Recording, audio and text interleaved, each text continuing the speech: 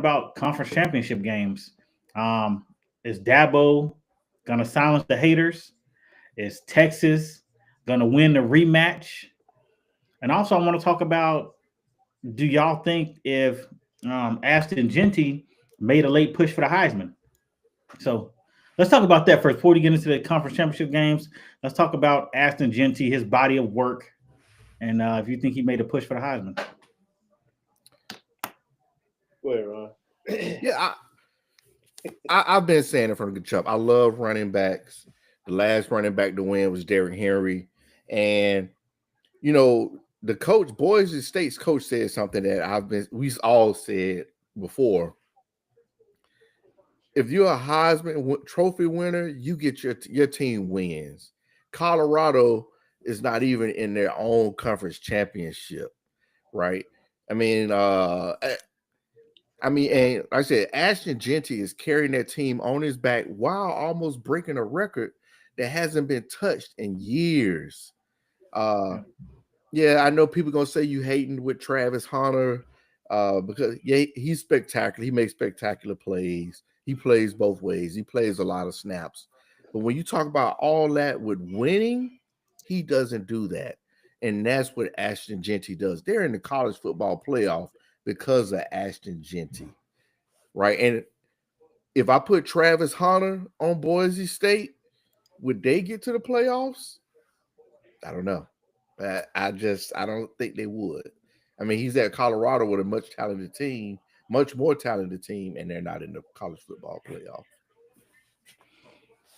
Man, yesterday I saw something that he's like, snaps are not stats, man. The Oregon Duck said it, right? So that's what a lot of people are giving Travis Hunter, is that, man, he plays both ways. He has all these snaps, but it's not a stat, right? And when he wrote that, I saw it on the fucking show. I was like, man, you know what? That's actually a good point. I've been saying Ashton Jeanty is more deserving. I can say more deserving. I think the body of work, right? Overall, a running back doing it with the crazy amount of yards that he has, 2,497 yards, 29 touchdowns, 7.3 yards per carry, I think is his fucking. Oh, man. I just think he's better. He's what a Heisman candidate is, right? Winning, his team's 11-1. He had 200 plus yards last night. He just doesn't get the media coverage. Mm-hmm. If Boise State had the same media coverage that Colorado did, I don't think it would be the same conversation. I think he would be more of a lock-in. Not taking anything away from Travis Hunter, right? It's amazing that he plays both ways, but he's not elite by playing both ways. He's good, but he's not elite. Jeanty's an elite running back. Yeah. So Travis Hunter, he's a dog, and he gets all the credit for that. But when you're talking about, I feel like if you're going to give somebody the Heisman, is their team winning, right? What Ron alluded to, if you put Travis Hunter on Boise State, is their record going to remain the same? Would it be, would they have won a conference championship and been playing in the college football playoff? I don't think so. He put that team on his back. He's 168 yards away from breaking Barry's record. And I think it's just, and it's crazy, man. Another thing that bothers me is that you have Heisman voters who have already cast their vote without seeing the full body of work. And I think that's bullshit, right? I also think that some of the people getting these votes, like why is some senior writer getting a damn vote on the Heisman? I think coaches, it should be mostly coaches, right? Some former players, former Heisman members getting the vote on for the Heisman ballot.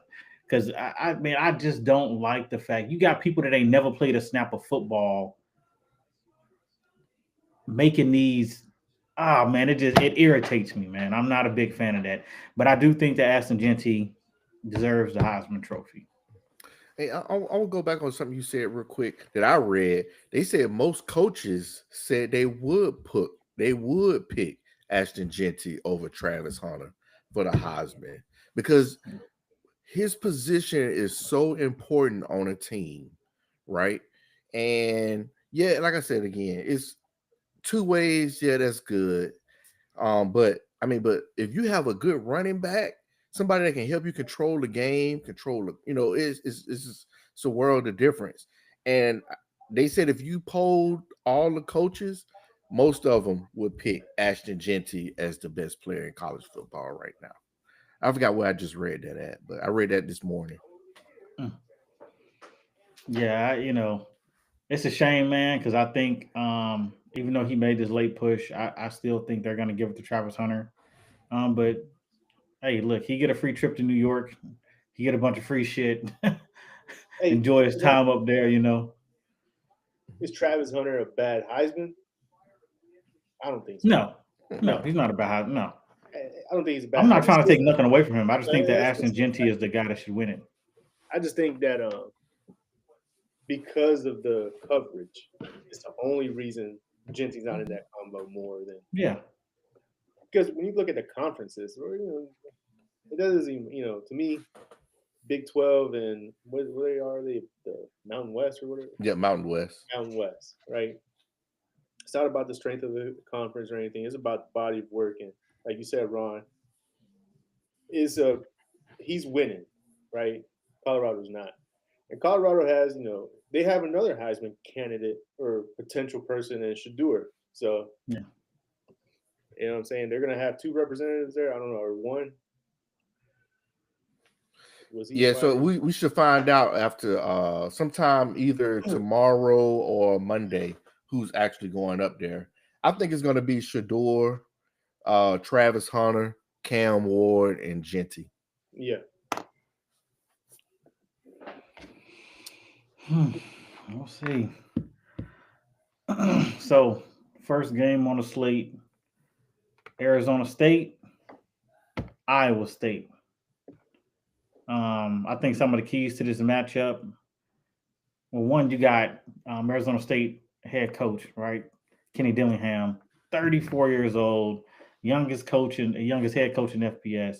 This dude he's been doing it, man. They were picked to finish 16th in the Big 12 this year. And he got them sitting at, I think they 10-2 right now, playing for a conference championship. On the other side, Matt Campbell, who's been at Iowa State for a while, had opportunities to leave early on because he was super successful. But he decided to stick around. And they also was, I think, picked to finish 14th in the Big 12 this year. And he got his team in the conference championship. So how do y'all see this game playing out? I have Arizona State winning. I mean, I look at it like this, right? Arizona State has won their last 5 games in convincing fashion, right? They beat Oklahoma State, UCF, Kansas State, BYU, and Arizona.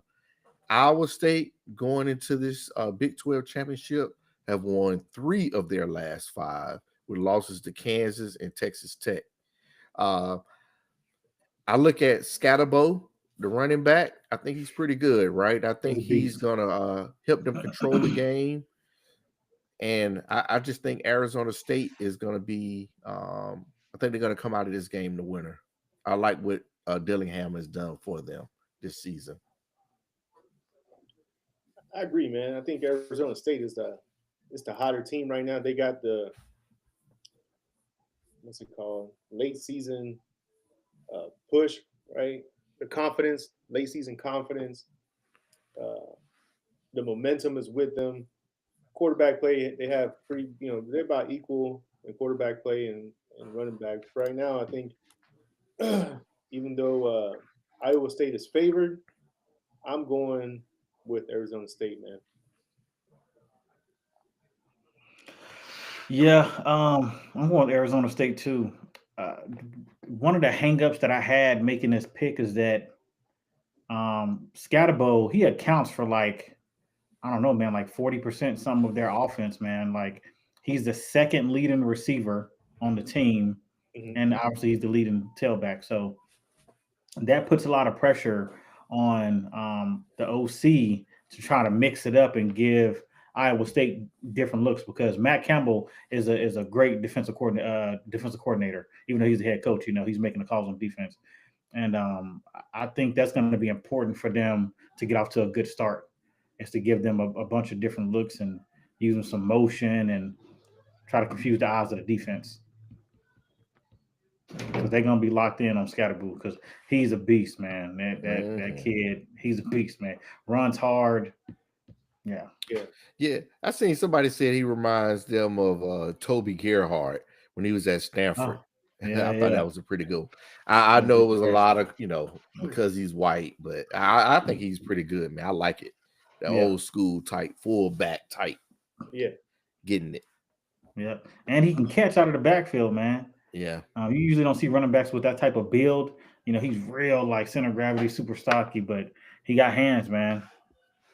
He's dangerous. Yeah. I'm looking at the ESPN bets odds, right? It's -1 for ISU and +1 for ASU. So even it's a close call. Mm-hmm. It's gonna be, I guess, whoever makes the most plays at the end of the game, whoever shows up, to whoever wants it more, because they're pretty evenly matched. And I also like that Arizona State, Sam Levitt, that he's a redshirt freshman, the quarterback of Arizona State. Mm-hmm. He is going to be a problem in years to come, man. Mm-hmm. If he can stay healthy, I know he missed some time earlier in the season, but if he can stay healthy, they're going to be a problem in the Big 12 because Arizona State got a young team, man. Yes, and he do well in the portal.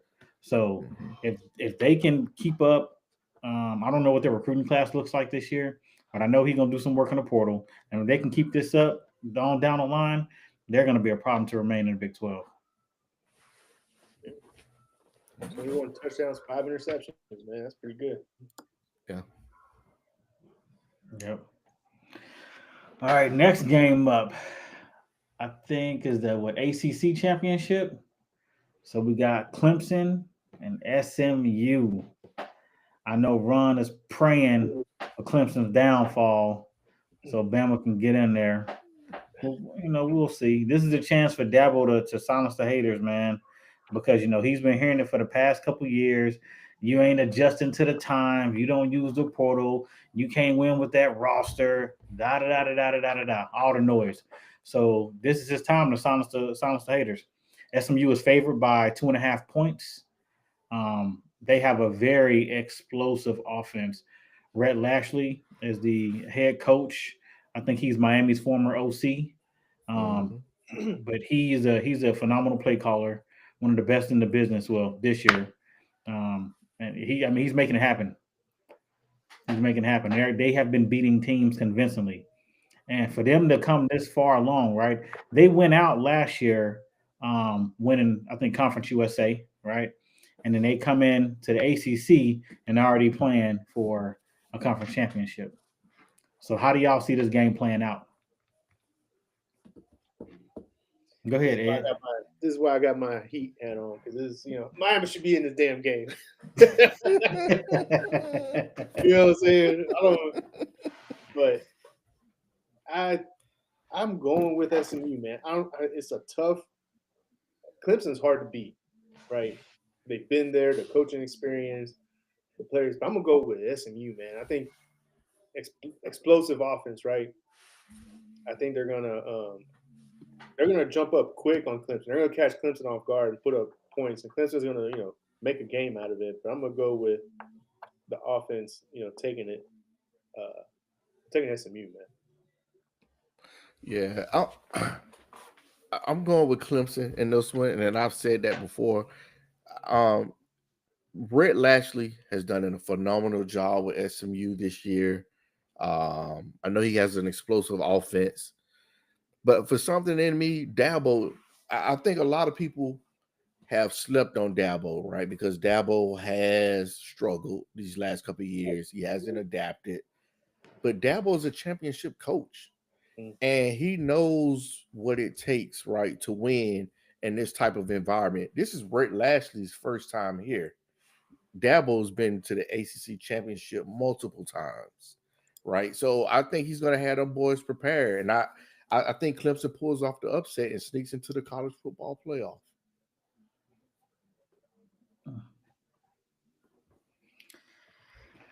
I struggle with this pick. um, Experience is something special, man, and you can't. It's hard to overcome that. Like Ron said, man, Dabo has been there, done that plenty of time. He got two titles, two national championships. That's what I mean when I'm talking about titles. So I think his team is going to be up for this game if they are able to slow down the explosive plays and limit the QB run game from Jennings because Jennings is a beast. SMU quarterback, that dude's a monster. So if they can limit the explosive plays from him and the connection between the wide receivers, and they can stop the QB run game, I think Clemson can pull off this upset. I mean, is it really an upset? You know what I mean? They only SMU is favored by 2.5, so I really don't see this as a big upset. Um, but I do think maybe an upset because nobody picked Clemson to win ACC this year, right? Um, but I do think with Cade Klubnik, with his experience, I mean, he's a 3-year starter right now. You know what I mean? So this is his year to really. He got to get it done. He got to get it done. Man, and you know one thing about Clemson, man, they've only lost one game in the ACC, and that was to Louisville, right? The other two losses was to SEC teams, right? Georgia and South Carolina. Mm-hmm. And like I said again, SMU they've had a great season, but when I just look at the body of work, I think that I think Clemson, man, I think Dabo's gonna pull it out. I really do. I think he's gonna pull it out today. AB, who'd you go with? I didn't make no pick, man. I was man. But before you make your pick, here's why I think SMU takes it, right? Clemson, you're right, Ron. They've only lost to Louisville, but they struggle with Tech, with Pittsburgh. They struggle with Virginia, with Florida State. They won these games, but they didn't decisively win these games. You know what I'm saying? These were like their entire year, they've been barely getting there. Whereas some of the same opponents, SMU has blown them out the water. You know what I'm saying? 45-14. So that's why I think SMU. I just think SMU is more talented. More talented than Clemson? Offensively. Okay. Yeah. Yeah. I mean, yeah. I get what you're saying, man. But sometimes, man, when you playing a team, even though another team beat them, sometimes it's about matchups. You know what I'm saying? Mm-hmm. And that team didn't match up particularly well. Like you say, Louisville, SMU blew out Louisville. That was the Louisville they blew out that Clemson played. Yeah.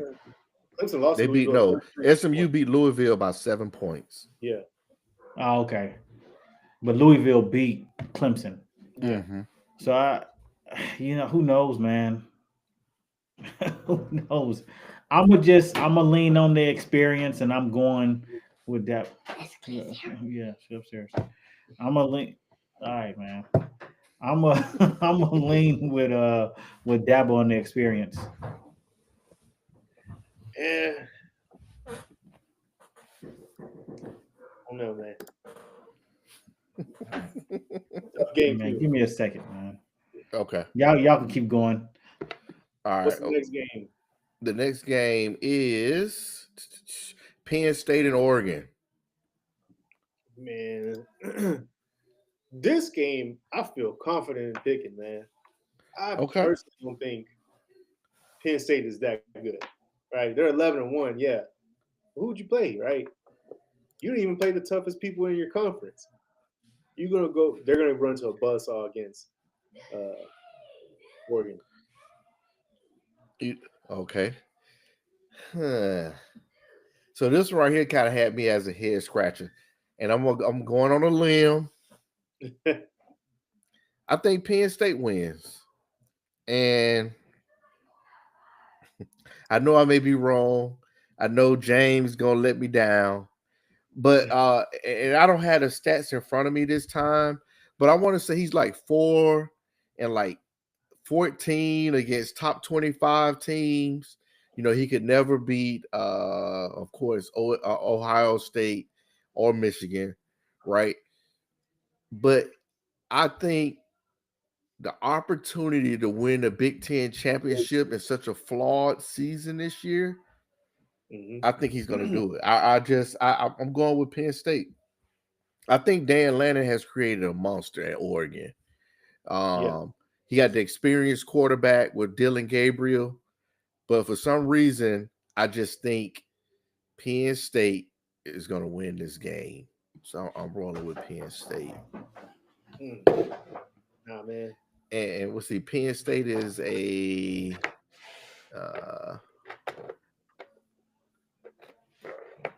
I just saw it. How much of an underdog they were? It's Oregon. I think it's Oregon minus 3.5. Yeah. Yep. Okay. Yep. 3.5. I'm taking Penn State. I don't trust Franklin in the big game. This is you took Penn State? Yeah, I took Penn State. I took Oregon. Like I said, I mean, maybe. Hey, go ahead, Ed. I say Oregon's gonna win decisively, man. That's my belief. Yeah. I mean, you never know, man. James Franklin might have turned a corner. You know, he's been terrible, man. He's like what 3-17 and 3-18, and yeah. But I was telling I don't have the numbers in front of me, but I know it's terrible against top 25. Yeah, it's like 3-18 or something like that. Yeah. Oof. Yeah, I don't know. Maybe so. I do think that I don't know if y'all seen Oregon has been struggling stopping the run, and that's all that Penn State. That's what they do. They got 2 dynamic running backs. And they have a very dynamic tight end who's a Swiss Army knife, man. That guy does it all, man. I think he ended up being the first tight end taken in the draft. But I mean, he runs the ball. I haven't seen him throw a few passes. It's gonna be a tough game, but I just don't know if James Franklin can win this game. Man. Here's the stat. He is 1-13 when facing top 5 teams, right? 1-13. Overall, Penn State has gone 13-27 against ranked opponents under Franklin, but against top 5, he's 1-13. Yeah, and I think and I think he's 3-18 versus top 10. Mm-hmm. Yeah. So I agree. Everything for Penn State falls on Drew Allard. Drew Allard looks like a champ against some of the weaker teams, but against like the teams that he should be playing up against, the Ohio States, he struggles every time. Yes. Right. So it all hinges on Drew Allard and what he does. Yes, like you said, the ground game for Oregon. I mean, Oregon struggles with the ground game. Penn State does have 2 good running backs. Maybe that's the way they go and take the game out of Drew Allard's hands. But he has to play a great game, man, for them to win. Yeah. And like I said, again, I just think I'm looking at Penn State as closer to Indiana. I think they're going to have a more more of a hometown crowd than Oregon traveling all the way to Indiana. Yeah. And I think he's going to do it, man. I think James Franklin's going to do it today. Yeah. I think I'm gonna go with Penn State as well. Man.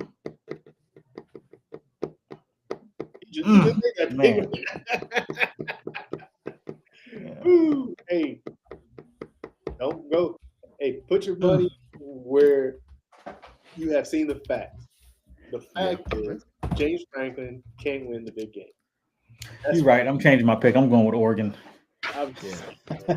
James Franklin, he's gonna have to prove me wrong, man. He does. Wrong. Dan Lanning has won big game. Yes. He has. Yeah. I mean, that's true. That's true. Well, next game on the slate. Well, I think that's the last game on the slate.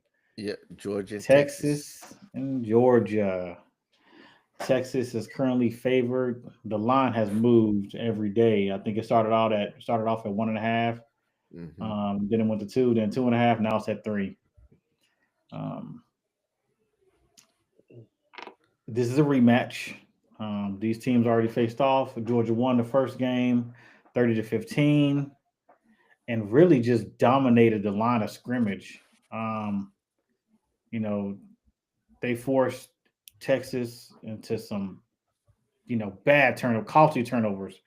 Right? They had 4 drives that started in Texas 30-yard line, inside Texas 30-yard line. So easy for them to get points on the board.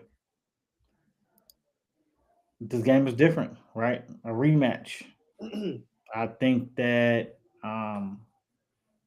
Texas defense has been elite all year. Because if you go back and look at that first game, Georgia only had 1 drive over 35 yards. Um, I think that if Quinn Ewers can protect the ball, right, and we can lean on a run game like we have in the past few weeks, and defense do what they need to do, I think we can win this game. I know, Kirby been here, done that. Um, I don't know. It just feels like this might be our year, our first year in the SEC. It just means more SEC. It just means SEC. I think we got a good shot in this game. It's hard to beat a good team twice. There's only so much Kirby can do on defensively, right? There's only so many looks you can show. When you have to play a team twice, that's why it's so hard to beat them twice. Offensively, I mean, the sky's the limit, man. There's so much stuff you can do. So, we'll see. Hopefully Sark's adjust, and he's made some adjustments, and Texas can go out there and get this dub. So with that, I'm picking Texas. I think this is the worst case scenario for Kirby Smart, right? Out of all teams, I don't think he wanted to play Texas. He probably wanted to play somebody else. Because Steve Sarkisian is such an offensive-minded person, right? He done seen what you got now. He watched the film, probably learned lessons, and he's gonna adjust. I think Texas takes this one, right? Where in the first game, there was a little bit of momentum. Texas looked like they were gonna make a game of it and come back, but Georgia stopped them. Georgia takes that W. I think Texas wins this game. Quinn Ewers is a little bit healthier than he was that first matchup. But yeah, man, you're not gonna beat. I don't think you can beat Sark with a good offense twice in 1 year. The dude's good at adjusting his offense. So taking Texas, former Big 12, we'll see. Okay. And one Yes. thing that I wanted to add, my bad, is that I think that first matchup, you got to think Texas was number 1 in the country, right? And Georgia had already had a loss, right? Georgia already had a loss, right? They lost to Alabama. So the motivation that Kirby used to get his team up for that game, their backs was against the wall, right? Because they're thinking long term. Hey, we can't be 5 games into the season or 6 games into the season and have 2 losses, right? That's not a good look for us. So I think he really got his team up for that game. That dog in the corner mentality, and that's what happened. But we'll see with this game, because I think no matter what, if they lose this game or not, they're still in the playoff. Yeah. Oh, Go yeah. ahead, Ron. Yeah. So I agree with both things both you guys said. It is always tough to beat a team twice in one season, right? And that's the reason I'm going to go with Texas on this one. I feel that I guess to me it comes down to 2 people: Carson Beck, Quinn Ewers. Who has the better game, right? Because Beck struggled. At Texas, he had no touchdowns, 3 interceptions. Quinn Ewers struggled, right? But he was just coming off an injury, but he had 2 touchdowns, 1 interception.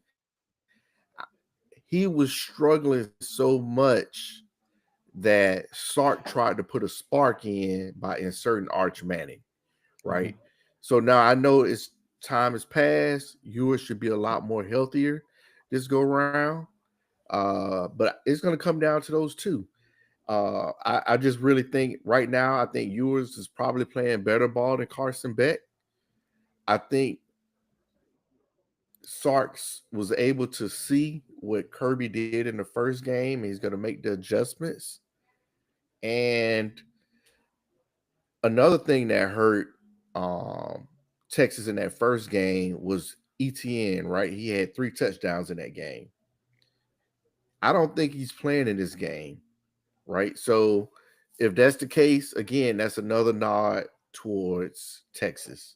So I'm rolling with Texas in this one. At the end of the day, it's hard to beat a team twice. And then they saying it's a possibility that they could face again in the playoffs, right? So yeah, it is. And I mean, that's 3 times. So yeah, I'm rolling with Texas in this Yeah. We'll I was see, just looking man. at you talking about, Texas. This is just a random thing. Texas having the elite defense. Who scored the most points on y'all this season? Which is crazy. I just now noticed it. You said what? Who scored the most points on y'all this season? I wonder, maybe was it? No, it was in Florida. Mm-mm. Florida only scored 17. Georgia scored 30. Nah, man. Who the? Takes a Who lot put longer, up? right? Vandy You say scored the what? most points on y'all this whole season. The same Vandy team. Vandy? Yeah. No, Vandy only scored 24. What'd you look? Well, Georgia scored 30. besides Georgia. one. The other Oh team, yeah, besides Vandy. besides Yeah, Georgia. I should have worded that better. Besides Georgia was Vandy. I'm just saying. yeah, Vandy's the elite team. yep. That's just One funny. thing before we go, recruiting classes. So early signing period was this past week. Texas won. Texas won. I think I seen Bama 2 or Oregon 2. I think And Bama was 2. yeah, and Oregon was 3. I was just on the On3 website. Yeah. So what you guys think about signing day? So I tell you, I was surprised by like we had finished, Wednesday or whenever that was, that Wednesday or Thursday, with the number 1 class. But Mhm. Justice Terry, the number 2 defensive lineman out of Manchester, Georgia, right? I'm like, man, if Georgia get him, they're gonna jump to the number 1 class, right? He's consensus 5-star, rated a 5-star on every website. But I watched his announcement, and he took out a black and orange Texas. I was like, man, I was super surprised. I did not think, all the experts, all the prediction machines, everybody had this dude going to Georgia. But he chose Texas, man. So we remain the number 1 class. I ain't gonna lie, I was super surprised. I thought we was gonna end up the number 2 or number 3 class. Yeah, I read that he was pretty much all Georgia until they started. Texas threw a lot of money at him. Don't know how true that is. But yeah, I'm shocked too. Like you said, because everybody had him going to Georgia, so Yeah. Texas was a huge surprise. Yeah. I mean, he had Texas in his final 3. I think it was Georgia, Texas, and Auburn. Bama. Bama. Oh, okay. Yeah. Yeah. I didn't. What is it? Brian Kelly was complaining about how, because he lost 3 recruits, about this how money is swaying recruits. I mean, that's part of the game now. That's Now when part they of the made the game. decision to play players, man. It's part of the game. And that's here's the thing. What is it? You had a great stat of the amount of 5-star QBs that Oklahoma has had that have not panned out. Yeah. And yeah, Michigan just threw that crazy amount of NIL money for the number 1 QB in the class, right? So even though some of these teams are getting these 5-star and 4-star recruits, they still got to pan out, right? So here's where it's a gamble, man. It's a huge risk. Mm-hmm. to throw millions of dollars and get these recruits to sway.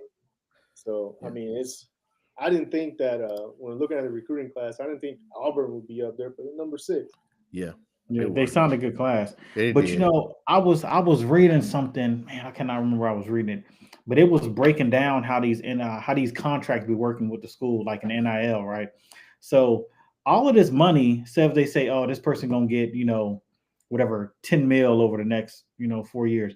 All that money's not guaranteed.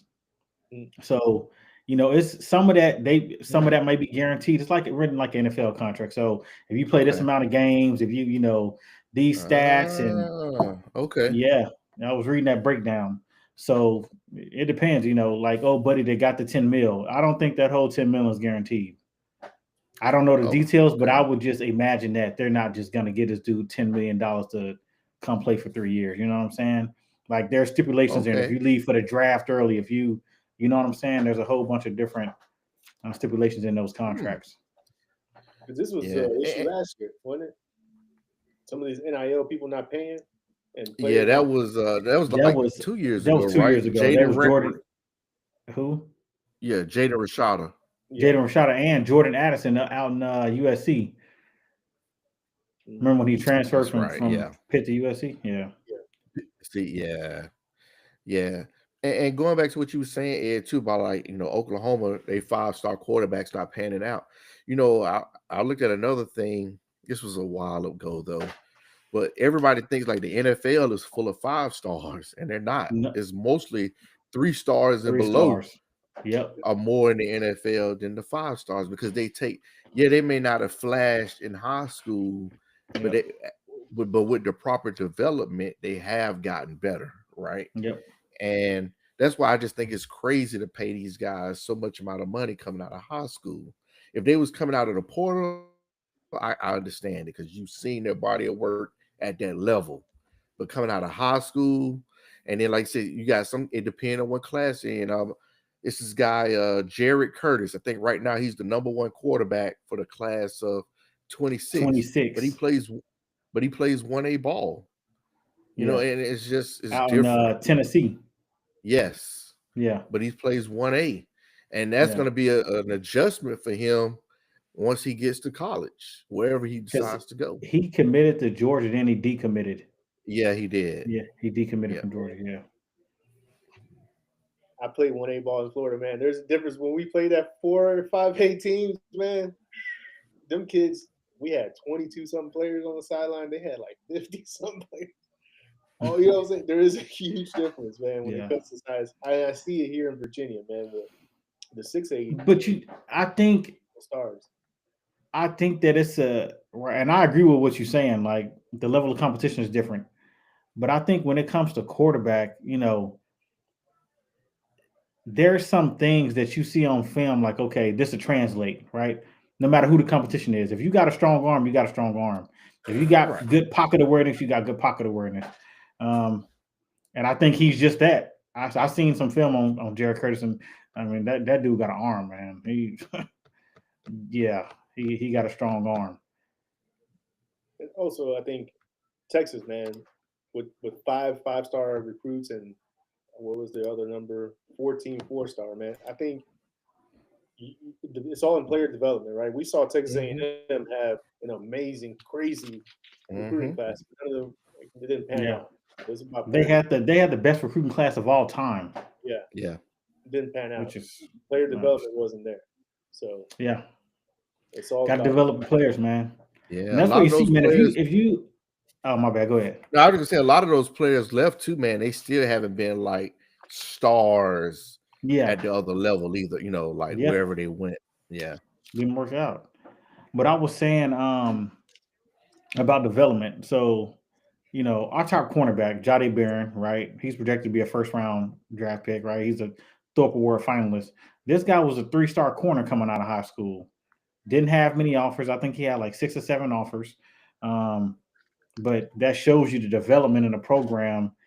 People be so quick to transfer if they ain't getting playing time, or, sometimes, man, you got to stick with it, and, you'll see the fruits of your labor. And they did a special on him at Texas. Him and another guy, and Baron Sorrell, who was also a 3-star and who's killing it right now. And it's just you stick with a program, get developed the right way, man. You'll be okay. Mm-hmm. These kids don't like adversity no more, man. It's because you seen how many people have hit the portal? Oh my goodness! Yeah. When that portal window opens up on The 9th, the right? 9th. Yeah. Yeah, Flood. it is. Floodgates gonna open, man. It is. And like they said, man, a lot of people look at him like, oh man, this 5-star quarterback in the portal, right? But maybe this 5-star didn't pan out at said school because Yeah. maybe he wasn't as good as they Yeah. thought he was. Yeah. And and I go back to what Saban said, sometimes they're in the portal for a reason, Yeah. right? So And that's why, and this goes to recruits picking schools to begin with, right? I know it's cool right now, everybody getting paid, whatever, but if you don't pick a school that's going to be able to maximize your talent, like why would you go there? If you're coming from a certain style of offense, I would think that you would want to try to go to a program that runs that same kind of style of offense, that same kind of play caller to help you prepare your game to the next level. If I'm running a pro style offense in high school, right? I don't want to go over here and trying to do some variant shoot shit down in Mississippi State. It don't make sense for me. So of course I'm not going to be good in that system. I don't know. They just really have to think about the coaches, the development, the strength and conditioning program. You know, the people, how many people they getting in the league. Career after life after football, yeah, all that stuff. yeah, Big picture. yeah. I And heard I a was like, quote from Sark. He said when he talks to recruits, he tells them that picking a college. He said he never puts pressure on them to choose Texas, but he tells them that picking a college is not a 4-year plan; it's a 40-year plan. he got that from Saban, man. Okay, I don't care who you got it from. Hey, I just heard him say it, man. I just heard him say it. I just heard him say it, man. That's it. But no, but seriously though, that's good because that's what it should be, and that's where I get my panties in a bunch, right? When I hear parents pushing kids to go to a school where for the money, and I understand the money is a humongous, once in a lifetime thing. But what if Yeah, that kid doesn't want to go there and doesn't pan out or whatever, right? So that's my whole issue with that. I think the kids should be able to pick where they want to go and where do they fit in at with that school, right? And I yeah, just think it's going to be a lot of pressure on Underwood to beat out whoever comes there, right? And to win championships. Hey, I'm not paying you $10 million to go 8-4, right? yeah. No, that's facts. Yeah, like, and I don't like all that, man. I think it's just too much pressure, man. But hey, what do I know? He said, "What do I know?" Yeah. Oh man, yeah, that's crazy, man. We'll see. These games about to start in a minute. Yep. I'm ready. Yeah, me too. Yeah. All right. Well, we appreciate y'all for tuning in to the Unbiased Room. Don't forget to like, subscribe, and comment. Tell us how we doing. Until next time, we should be back on tomorrow for the playoff, right? Yep. So, till then, peace. Peace. Peace.